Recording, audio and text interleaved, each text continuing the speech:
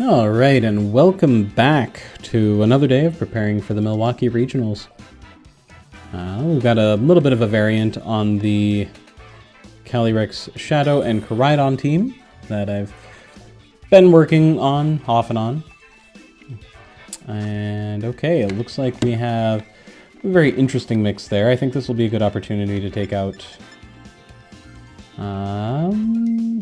yeah, be a good opportunity to take out some of the folks who are not as often featured. I don't know, we'll see. What do I want to do here? I think we're going to lead with you and follow with... I really like the Ogerpon in this match. Like, really like the Ogerpon. I think we're going to lead with you two. I'm going to bring the Ogerpon and... do I want Farigiraf? Kinda, but we need some special attack just in case that Archaludon shows up. So I think this is the way to go. And the thought process here is that if the Archaludon shows up, we should hopefully be able to target it with a knockoff or something similar. It's most likely rocking an Assault Vest.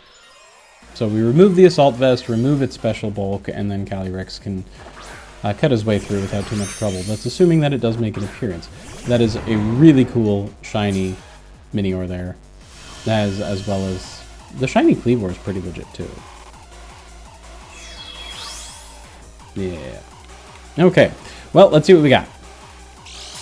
So booster energy is activating. We've got photosynthesis going on, which makes for an excellent support Pokemon. I like the idea of targeting a knockoff there, as well as I think a U-turn here as well. And that may or may not actually secure any sort of knockout. I'm not entirely sure. But the idea is that we'll get... we might see a Protect based off of the fact that, you know, we have Fake Out pressure in this particular turn. And they do not. And no Protect. Okay, so we not hit... oh, does it not have an item? Okay. Yeah, Stone Axe, doing Stone Axe things. There's a U-turn. Love it. Okay, so we'll get Ogerpon in here, and I think Ogerpon at this point, we can provide her with some Tailwind support, potentially, and then just have her start tearing through the opposing team, because why not? Shell Smash! That's exciting. Okay, so that is a White Herb Minior, which means that it is a great time to use a Tailwind.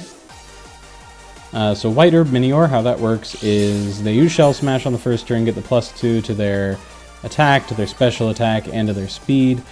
They suffer a -1 to both of their defenses, but then that -1 goes away as a result of the fact that they have a White Herb on her.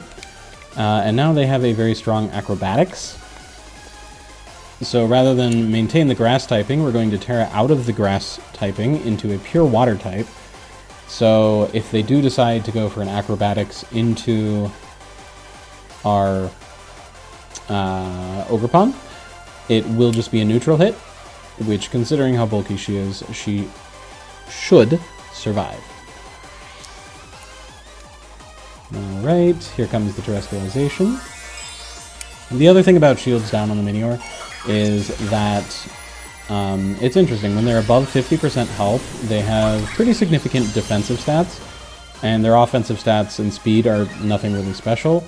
But then when they go below, Shields Down activates, they switch forms, and then their offensive stats and their speed get a boost, while their defensive stats go down. In this case, however, the Water Terra Ivy Cudgel will most likely do enough damage to knock it out despite the significant defensive stats, because it is a super effective hit into the rock flying Pokemon that is the Minior. Close combat, yep, it's probably going to remove Valerian. Oh no, he survived. Way to go. I will admit, I am consistently impressed by how tanky the Roaring Moon ultimately ends up being. I'm consistently surprised. So, okay. Oh, we're not in bad shape. We'll see what their next Pokemon is. But I think next order of business is a knockoff. Oh, yes, definitely. Okay, knockoff into the Ceruledge. and an Ivy Cudgel into the Cleavor. So the Ivy Cudgel should pick up the KO on the Cleavor, particularly if it does not Terrestrialize. Knockoff will KO the Ceruledge if it does not Terrestrialize or is not carrying a Focus Sash. Its Knockoff just does a lot of damage coming off of a Roaring Moon. And it would be super effective into the Ghost type.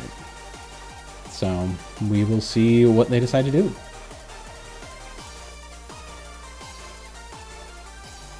Alright. And there's a knockout bot. There's a Focus Sash. Alright. So I suspect that this might be a weak armor Ceruledge. Yeah, there's the weak armor. Defense will fall, but then speed gets a +2 boost, which is nice. And he just knocked himself out.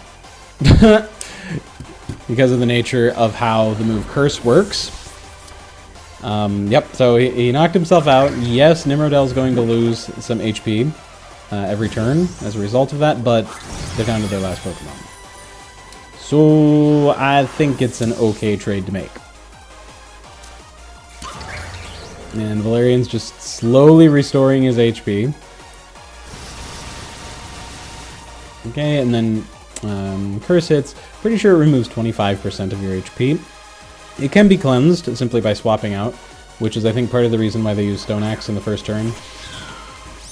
Alright. Well, I think this is as good of turn as any for Acrobatics, and just in case the Meowscarada decides to either Terrestrialize or change its typing to something other than Grass. It did not, and so Valerian got it with the Acrobatics. Alright. Well, there we go. Thank you very much, my opponent, for the game, and thank you for watching today's video. Hope you have a fantastic day, and we'll see you tomorrow.